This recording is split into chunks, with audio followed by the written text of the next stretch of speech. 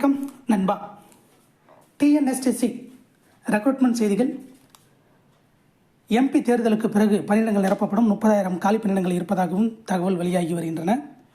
போக்குவரத்துத்துறை அமைச்சரே எலெக்ஷன் முடிந்த பிறகு பணியிடங்கள் நிரப்பப்படும் என்று கூறியிருந்தார். இன்றைக்கு கிடைத்த புதிய அப்டேட் போக்குவரத்து துறையை பற்றி. திமுக ஆட்சியில் புதிதாக பேருந்துகள் வாங்கப்படவில்லை, எடப்பாடி பழனிசாமி குற்றச்சாட்டு. பழுதடைந்த பேருந்துகளுக்கு பதிலாக புதிதாக பேருந்துகள் வாங்கப்படவில்லை. இவ்விவகாரத்தில் பொய்யான தகவலை திமுக பரப்பி வருகிறது என அதிமுக பொதுச் செயலாளர் எடப்பாடி பழனிசாமி குற்றம் சாட்டியுள்ளார். சேலத்தில் செய்தியாளர்களிடம் அவர் சனிக்கிழமை கூறியதாவது: கடந்த 3 ஆண்டுகளாக அரசு நிதிநிலை அறிக்கையில் 5,000 புதிய பேருந்துகள் வாங்கப்படும் என தெரிவிக்கப்பட்டது. ஆனால் இதுவரைக்கும் புதிய பேருந்துகள் வாங்கியதாகவே தெரியவில்லை. தற்போது உள்ள பேருந்துகளை பழுதடைந்துள்ளன.